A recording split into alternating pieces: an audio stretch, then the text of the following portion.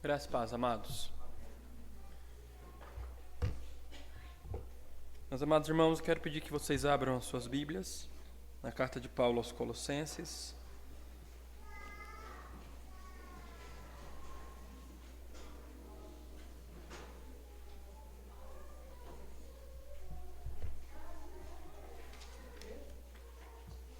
Colossenses capítulo 4.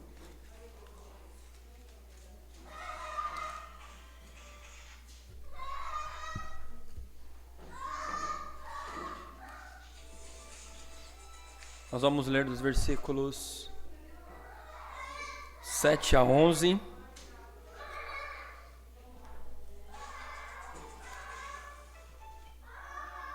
Todos acharam?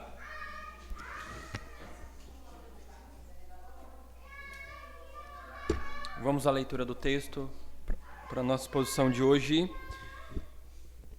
que nos diz: quanto à minha situação, Tíquico, irmão amado e fiel ministro e conservo no Senhor, de tudo vos informará.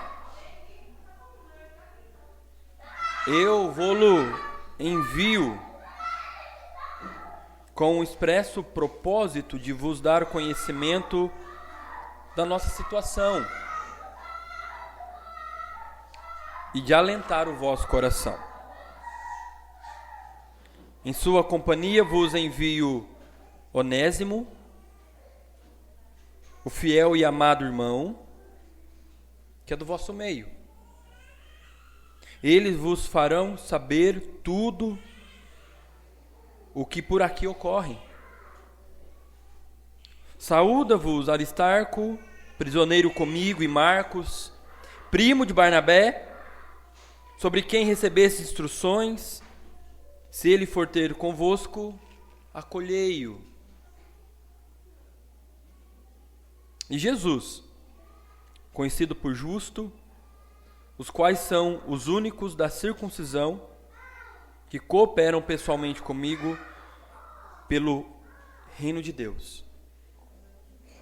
Eles têm sido o meu lenitivo, o meu consolo.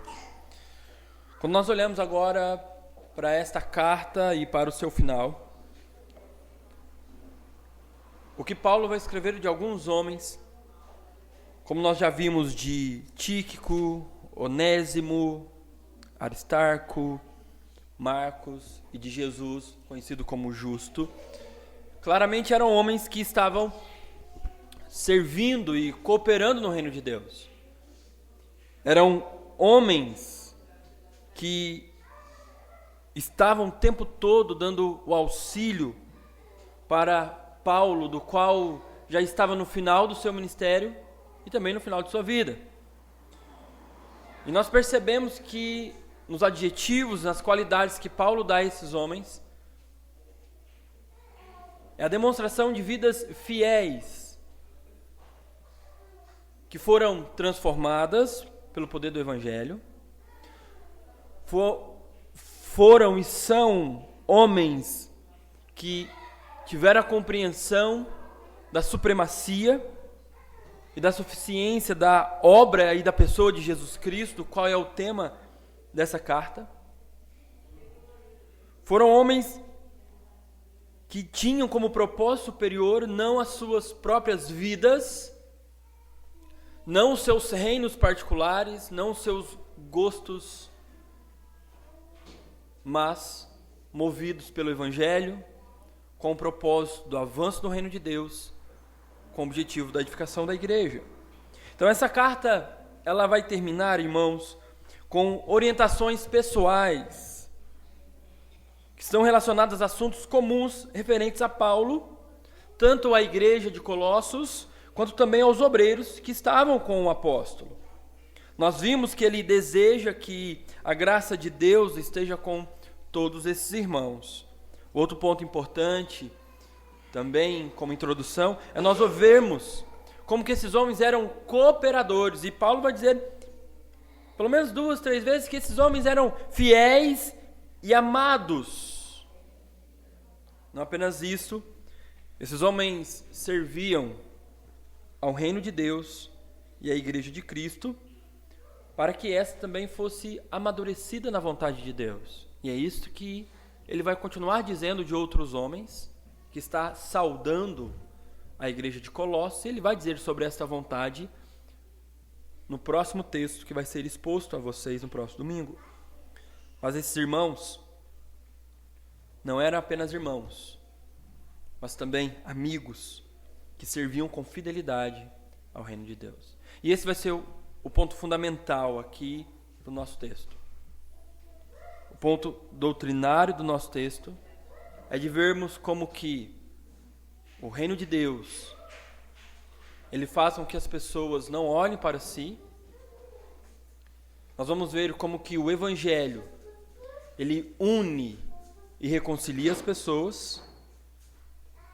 E por fim, de como ter irmãos e amigos que cooperam juntos pelo reino de Deus, nos serve de consolo para o coração. E é dessa maneira então que a carta termina, como um breve olhar para essa rede de líderes que mantinham as igrejas que Paulo plantou, demonstrando para nós a necessidade que todo homem, mulher de Deus, todo aquele que trabalha em plantação de igrejas, vive como igreja, crentes em Jesus, tem a necessidade de caminhar juntos com irmãos fiéis e amados. Com irmãos fiéis na pregação, no amor mútuo, com o propósito da edificação da igreja e do avanço do reino. E é dessa maneira que os versículos 7 e 8, eu quero que você olhe para o texto, que Paulo vai dizer o seguinte. Ele começa dizendo sobre a sua situação, e ele cita Tíquico, que ele chama de irmão amado, fiel ministro e conservo no Senhor, que ele vai informá-los. E Paulo dizendo, eu estou enviando com este propósito claro, de lhe dar conhecimento da minha situação e de alentar o coração de vocês.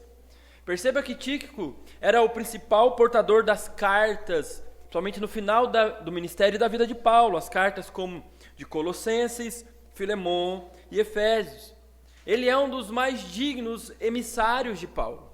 E aqui Paulo vai dizer que ele é um irmão, e não um irmão qualquer, um irmão amado. Não apenas isto, ele é um fiel servo, um fiel ministro, um fiel pregador, mas que ele também é um conservo no Senhor.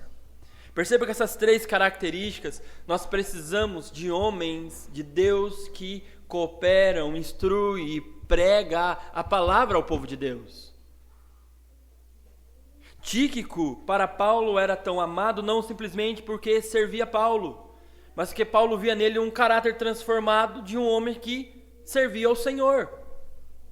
E perceba que nós vamos ter cooperadores fiéis, irmãos fiéis que servem juntos ao povo de Deus para o avanço do reino, para a edificação da igreja, se são homens e mulheres amados. E qual que é a fonte de amor que a Escritura nos ensina? Cristo e sua cruz. E passa a entender que a partir disso faz sentido porque Paulo tem que mostrar sobre a suficiência da obra redentora de Cristo, como também a supremacia e a beleza da pessoa de Cristo. Algo importante que vocês percebem quando olham a carta no sentido mais geral, com o seu tema fundamental, é que Paulo já havia dito para nós desde o capítulo 2 dos falsos mestres, que queriam que eles guardassem as leis dietéticas, os dias, a circuncisão. E agora Paulo faz um contraste daqueles que estão servindo a ele no Evangelho, na edificação da igreja, como também no avanço do reino. Paulo chama eles de amados, fiel e conservo, que são características totalmente diferentes de falsos mestres, que eles não são irmãos, porque não têm a Deus como seu Pai, que não creem no Evangelho, ainda que usem o Evangelho, eles não são fiéis, são homens infiéis. Não são verdadeiros ministros, são falsos pastores. Mas também eles não são conservos. Eles não servem com outras pessoas. E eles não servem juntamente com um propósito definido. Cooperadores fiéis, amados e conservos, são aqueles, como Paulo diz, ele é conservo no Senhor, que são submissos ao Senhor. E é isso que o Evangelho faz para termos cooperadores fiéis no reino de Deus. E quando eu digo cooperadores, eu estou olhando não apenas no sentido de presbíteros, pastores e bispos no seio da igreja. Como vocês sabem, são nomes distintos para a mesma vocação, mas também cooperadores de irmãos que servem uns aos outros. E o que faz nós servirmos uns aos outros, amarmos uns aos outros, consolarmos uns aos outros, exortarmos uns aos outros, nesta rede de homens e mulheres que servem a Deus no reino e na vida da sua igreja local, são homens e mulheres que estão olhando para o Senhor como Tíquico. Ele é conservo no Senhor. Então, ao distinguir aqui esses cooperadores com títulos honrosos, nós somos ensinados, irmãos, a honrar homens fiéis, que dedicam no ensino e na pregação, seja no aconselhamento ou no pastoreio do povo de Deus. A pergunta que eu faço a vocês é: aonde Paulo está? Preso. O que Tíquico está servindo? Um homem que foi preso. A pergunta é: por que Paulo foi preso? Por causa do Evangelho.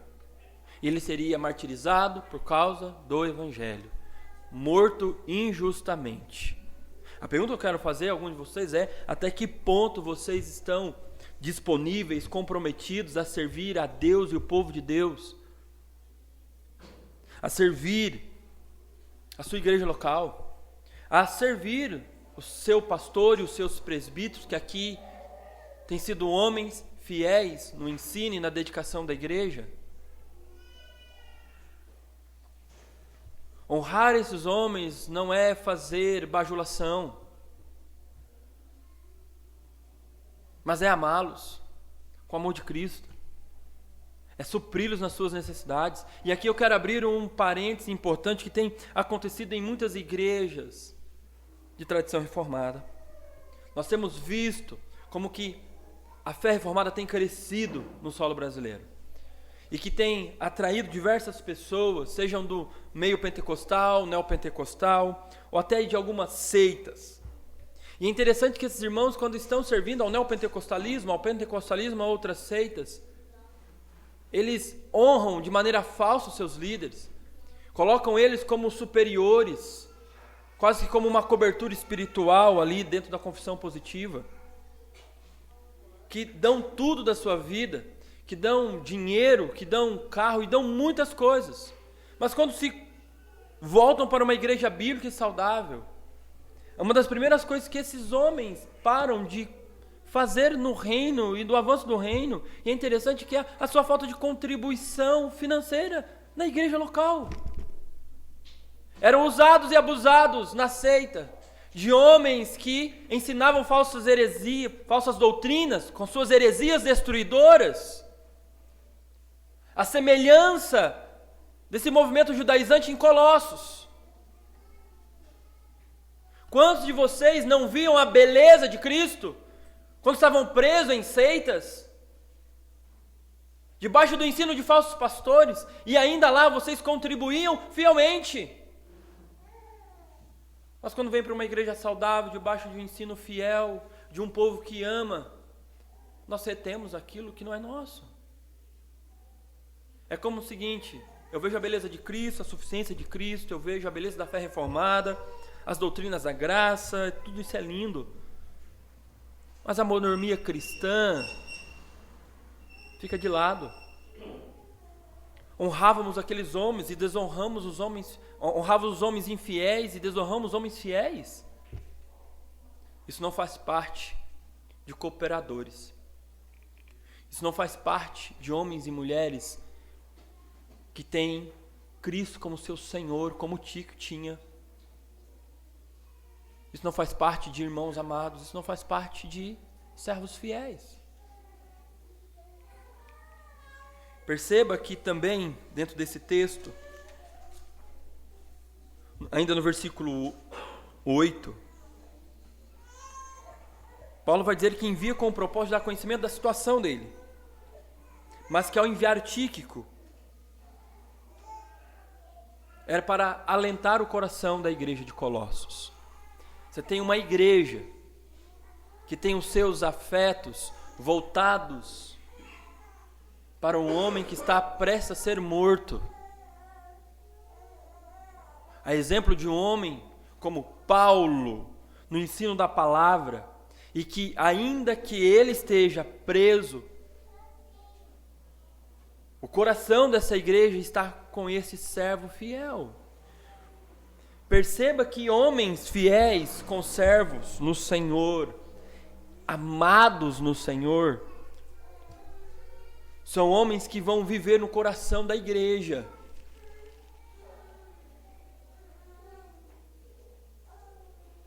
Esta igreja tem que amar aquele e aqueles que o Senhor tem levantado para pastoreá-los.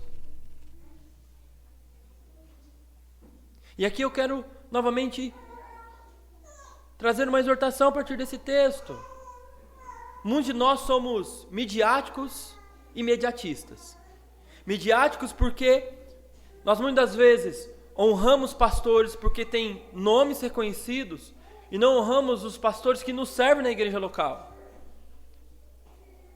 E é um problema de segui-los, de ter exemplos. Eu poderia citar nomes aqui para vocês, como eu ouço, compartilho, posto imagens, frases desses homens, leio seus livros. Poderia citar os diversos deles aqui para vocês, talvez alguns que caminham comigo, que são meus professores e por fim se tornaram amigos particulares. Só que muitas vezes nós honramos muito mais aquele que é midiático, porque simplesmente tem um nome maior que o nosso pastor local. Só que nos esquecemos que quem ora por nós é o nosso pastor local. Quem nos ensina e prepara os sermões domingo após domingo é o nosso pastor local. Quem vai batizar vocês é o seu pastor local.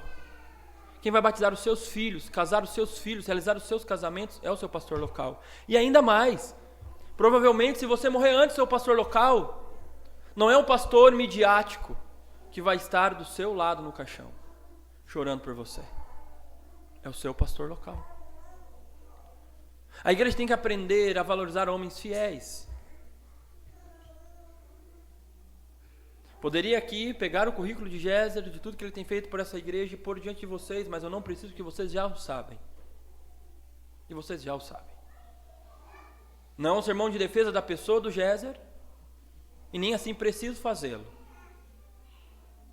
Jamais fiz isso e jamais farei isso. Porém, a igreja tem que ter afetos voltados,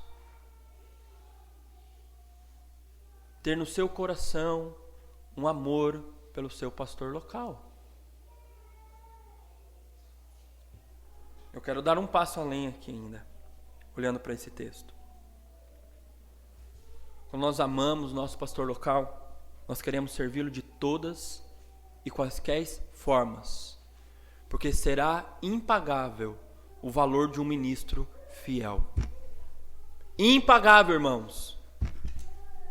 Nós não podemos ter homens que nos servem se nós não estamos dispostos a servir com tudo o que temos e somos. Palavras de consolo, oração, zelo. E com todo o amor a essa igreja que eu conheço muitos de vocês, conversamos à mesa, é servir e amar esses irmãos, o pastor local, com as nossas finanças.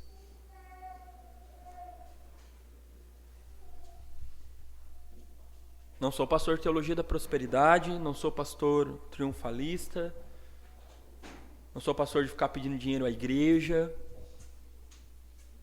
Mas quando nós temos homens fiéis, nenhum do valor, dos honorários que nós damos a esses homens pode pagar o que homens fiéis, ministros amados, podem fazer pelo povo de Deus. Vocês querem um maior privilégio do que este, de estar plantando uma igreja saudável, juntamente com um pastor fiel? Aonde estaria muitos de nós se não estivéssemos nessa igreja local, debaixo de pastoreios, do domínio de pastores, que muitos de vocês o sabem? Talvez alguns de nós teríamos afastado da fé, perdido a esperança do Evangelho, porque estávamos presos de homens que dizem que nos amam ou pregam a palavra, mas usurpam a igreja, adulterando o Evangelho, dizendo que está na ortodoxia, mas com vidas imorais. Mas vocês não estão mais no passado. Vocês não estão mais em qualquer outro lugar. Vocês estão dentro de uma igreja que está buscando a fidelidade na palavra, de homens e mulheres que estão servindo em amor, na pregação fiel do Evangelho, num testemunho público de como o Evangelho transformou Tíquico, Onésimo, Jesus o justo, e que transformou a vida de vocês e mostrou da importância da fidelidade na pregação e vida do Evangelho para um testemunho fiel de ser conservo no Senhor para o amor a esta igreja. Não apenas isso agora.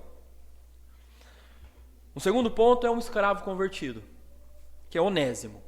Alguns aqui, e eu discordo aqui de João Calvino, que ele vai dizer que provavelmente esse Onésimo não é o Onésimo escravo de Filemon, mas outros comentaristas vão dizer que sim, e eu prefiro ficar com outros comentaristas, ainda que eu seja um calvinista de pé roxo. E é interessante que esse escravo, que ele havia fugido do seu senhor Filemon, ele é o motivo da escrita da carta de Filemon, que deveria Filemon recebê-lo, reconciliá-lo e perdoá-lo, porque ele se tornou um irmão, do qual ele não era. Ele se tornou um irmão pela pregação de Paulo nas cadeias. De alguma forma, ele chegou ao conhecimento da pregação do Evangelho por meio de Paulo, ainda que nas prisões.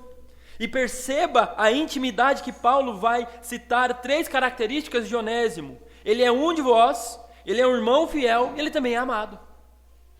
Perceba que o Evangelho, quando pregado com fidelidade, alcança todas as pessoas em todos os lugares. O Evangelho não é nichado. O Evangelho não é para brancos ou apenas para negros. Não é apenas para pobres ou para ricos. O Evangelho alcança a todos e em todos os lugares. Ainda que o Evangelho não aceite tudo. Mas o poder do Evangelho alcançou Onésimo e tornou-lo, então, um comum, como quando ele diz, um de vós é alguém comum como nós. E não apenas isso, ele é um irmão fiel, mas também amado. O Evangelho faz isso conosco.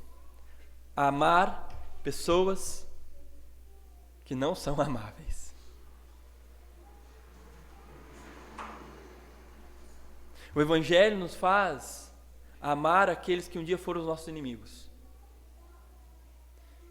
Porque quando nós temos o verdadeiro amor, do qual Deus pregou que nos ama, e o púlpito de Deus de pregar que nos ama é a sua cruz, e olhamos para o nosso Senhor e Salvador, do qual esta é a suprema beleza do Cristo crucificado diante de nós, da suficiência da sua obra, nós somos constrangidos a amar, e é isso que Paulo vai dizer. E julgando nós isto, lá em 2 Coríntios 4, que ele diz, o amor de Cristo nos constrange, julgando nós isto, que um morreu por nós, logo todos morreram para que não vivamos mais para si mesmos. E quando ele diz isso nos constrange, está dizendo que isso nos impele. Se o nosso Senhor amou seus próprios inimigos, nos ensinou a orar pelos próprios inimigos, o Evangelho nos ensina a amar uns aos outros de fato. Amar aqueles que não são amáveis. Muitas vezes acontece no corpo de Cristo, irmãos. Toda a igreja está sujeita a ter homens na sua membresia, mulheres na sua membresia que não são amáveis. Porém, o Evangelho nos torna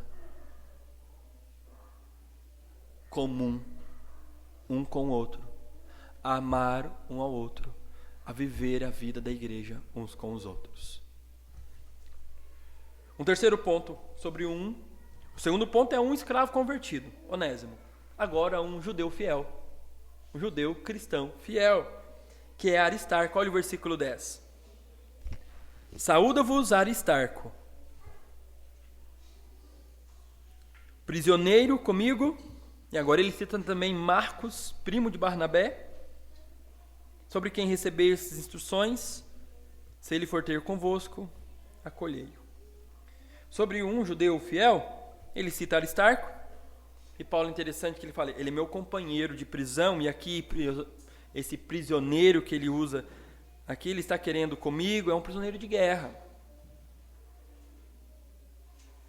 E o que é interessante, que Paulo vai trazer algo muito pessoal e próximo, ele é um cooperador pessoal, ele é um ajudante pessoal, ele está comigo. Então, quem foi Aristarco? Aristarco foi um judeu de Tessalônica, que ele vai associar-se publicamente com Paulo, no seu ministério tão tumultuado em Éfeso, isso você pode ver lá em Atos 19, 29, que vai viajar com Paulo depois para a Grécia, Jerusalém e, por fim, ele está em Roma. Mas também ele fala agora de Marcos, o primo de Barnabé, e nós já sabemos boa parte de quem foi Marcos. Marcos, o escritor do Evangelho de Marcos, o primo de Barnabé, aquele mesmo que abandonou Paulo na sua primeira viagem missionária. E que essa separação de João Marcos e Paulo, que acontecera há cerca de 10 anos, agora foi totalmente reparada. Por um instante, olhe para esse contexto que eu estou pondo para vocês aqui. Que a separação, ou melhor, o abandono de Timóteo, de Marcos, na primeira viagem missionária, é um motivo do qual Paulo e Barnabé precisam se separar. Que para a segunda viagem missionária, Paulo não quer levar Marcos, Barnabé quer. Paulo quer levar Silas. E o texto lá em Atos nos mostra como que Barnabé some da história da narrativa de Atos, enquanto Paulo tem essa proeminência, mostrando assim que Paulo estava certo em não trazer Marcos naquele momento. Mas essa menção aqui, especial de Marcos, feita por Paulo, vai nos mostrar o poder da obra reconciliadora de Cristo e da paz que deve reinar no corpo de Cristo. Faz um exercício comigo, volte Colossenses 1, versículos 20 e 23.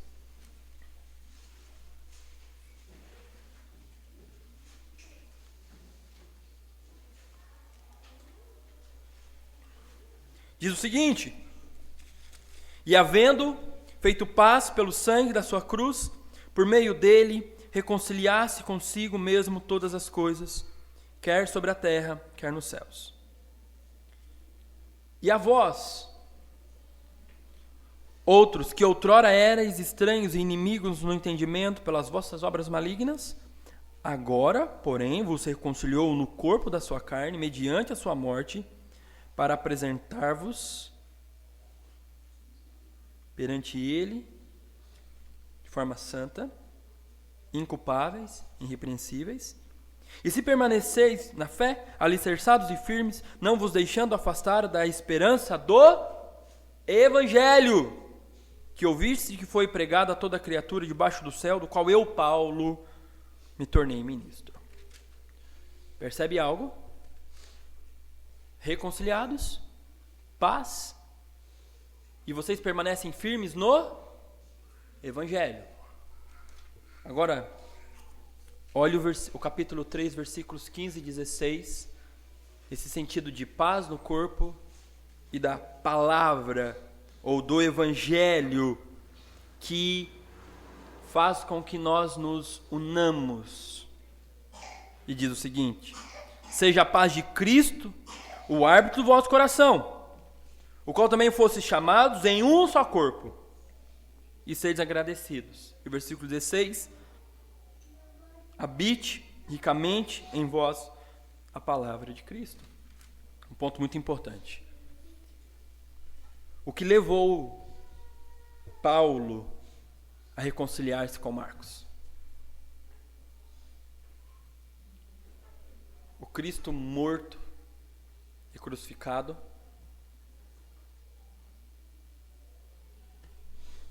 e o desejo de ver o Evangelho avançando. Homens e mulheres que vivem num corpo,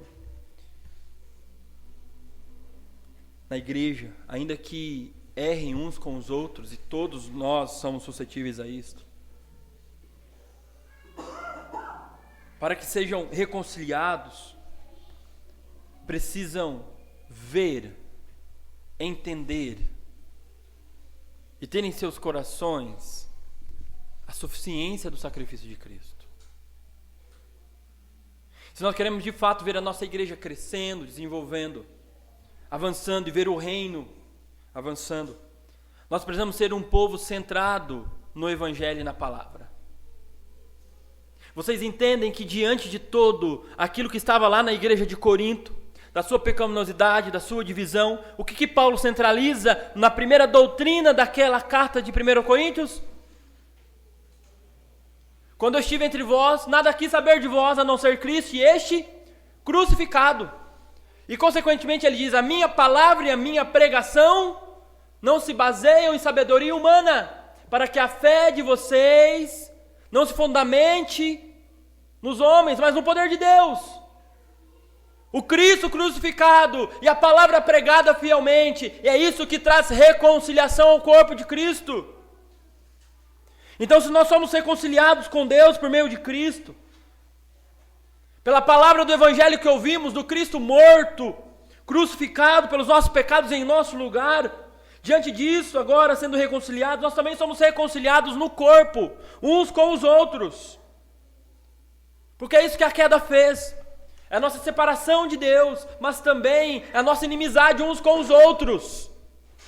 De desejos e afetos desordenados contra o outro. E o que o Evangelho faz? Nos reconcilia com Deus, mas também uns com os outros. Aquilo que era desordem, de tornarmos inimigos uns dos outros, agora as Escrituras, por meio do Cristo crucificado e da verdade do Evangelho e da palavra do Evangelho, nos une. Mas nos une não apenas para sermos unidos e achar que acabou por aí a vida cristã, não. Nos une para amarmos uns aos outros, para servirmos uns aos outros e perceba, juntos no reino de Deus.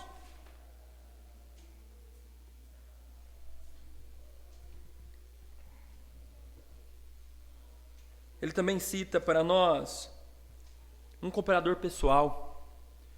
Jesus o justo, nós não temos nenhuma outra citação dele a não ser nesse texto. Então ele é chamado de justo. Provavelmente aqui da integridade do caráter desse Jesus o justo.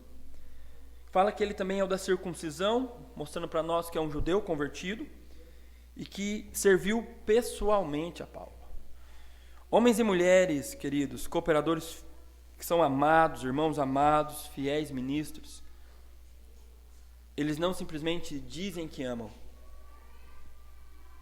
não simplesmente envia outros para servir, mas também se coloca à disposição para servir.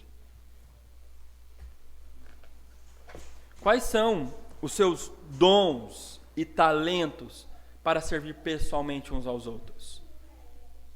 Uma palavra de sabedoria, de consolo, de exortação. Talvez alguns aqui são pedreiros, serventes, eletricistas. Outros mexem com TI. Quais são os seus dons e talentos? O que você acha que pode te impedir de forma pessoal no reino de Deus e na sua igreja local? Uma resposta bem simples é nada. Nada pode impedir. O nosso problema é que achamos que nós queremos ser servidos pelos outros, Queremos que os outros cooperem conosco enquanto nós não cooperamos pessoalmente uns com os outros. Nós precisamos dessa pessoalidade. Nós precisamos dessa presença pessoal, de estar aqui. Às vezes não temos nada disso. Às vezes nem condições financeiras nós temos. Mas diz para o seu irmão, eu estou aqui. Como eu posso servir você? Me parece que esse Jesus o justo seria um homem desse, né? Não tenho tantas coisas para servir Paulo, mas Paulo, eu estou aqui. Estou aqui. Mas são amigos e irmãos que servem, e perceba que Paulo vai dizer, cooperadores no reino, e que ele é um consolo. Paulo envia Aristarco, Tíquico, para consolar o coração da igreja, e Paulo tem esses irmãos para consolar o seu coração. E aqui tem uma visão muito linda do que é o reino. De que nós não devemos e não precisamos caminhar sozinhos, sem ter esses tipos de pessoas que nos amam. Que nós consolamos o seu coração e que temos nosso coração consolado. Ele vai chamar aqui, na minha versão, chama lenitivo. Isso aqui é consolo.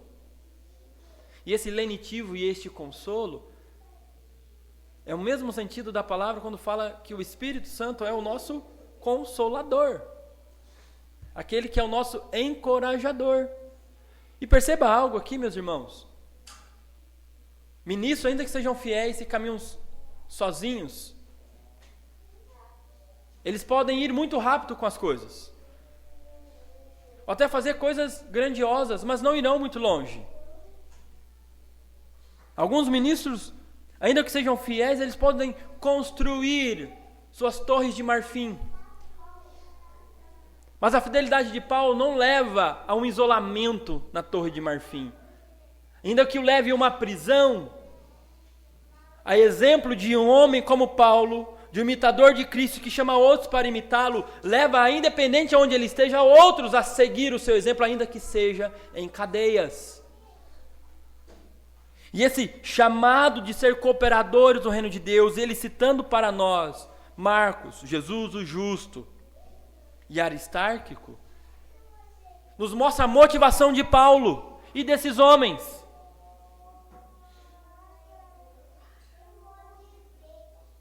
Homens fiéis, irmãos amados, conservos no Senhor, a motivação é de ver o reino avançando. A igreja sendo edificada, porque é pela igreja que o reino de Deus se torna visível, tangível, palpável. E é dessa maneira que nós temos que ter a motivação. Nós queremos ver o reino de Deus avançando, e como? Como uma igreja saudável, fiel na pregação e vida do Evangelho, pregando constantemente o Evangelho, plantando novas igrejas. Olha o desafio que vocês têm, meus irmãos. Nós temos que ter uma visão grande, porque Deus é um Deus grande, mas essa visão grande de um Deus grande é uma visão bíblica de reino. De igrejas saudáveis, plantando outras igrejas saudáveis. Ainda que pareça pequeno, inicial esta plantação, vocês têm um desafio de alcançar outras localidades de uma cidade de quase 1 milhão de habitantes.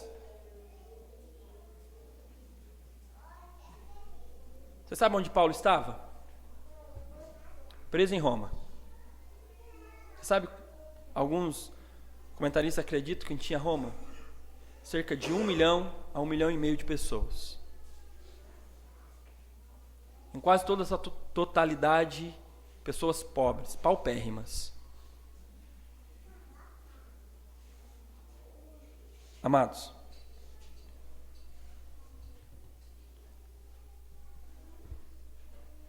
o Evangelho chegou a Roma e alcançou Roma. Até mesmo diante da prisão de Paulo, de toda a perseguição, martírio. E o que nós não podemos fazer quando nós temos a motivação voltada para o reino de Deus? Servindo juntamente com cooperadores amados, irmãos amados, fiéis ministros.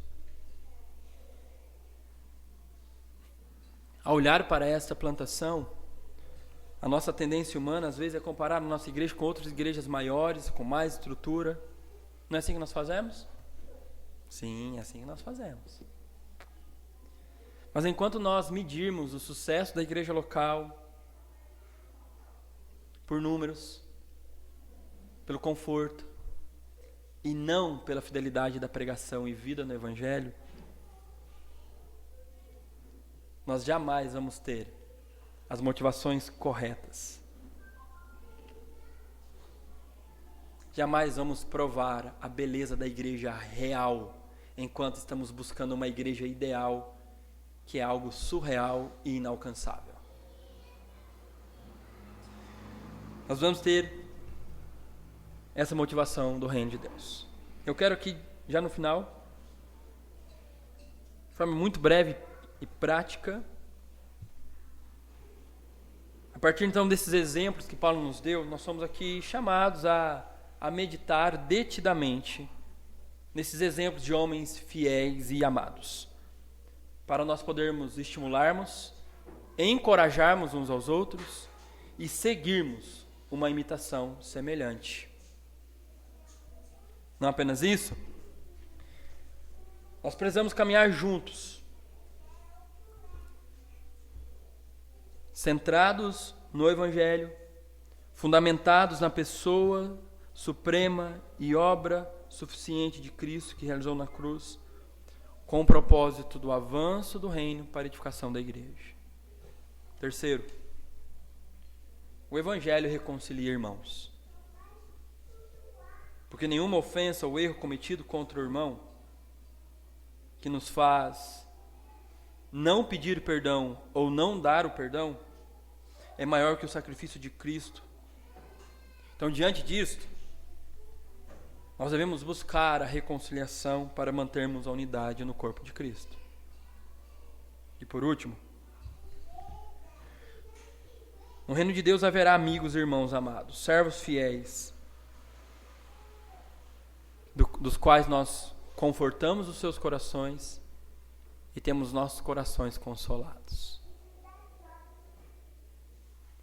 E é somente na igreja que nós encontramos isso, apenas no corpo de Cristo. No partido político nós não vamos encontrar, no clube que nós temos de entretenimento nós não vamos encontrar, na empresa que trabalhamos nós não vamos encontrar isso, mas na igreja nós vamos. Isso será crescente quando as nossas motivações, os nossos afetos estiverem voltados para o reino de Deus. Não para o nosso reino, não para as nossas torres de marfins, não para muros que nós construímos, de forma alguma, mas voltados para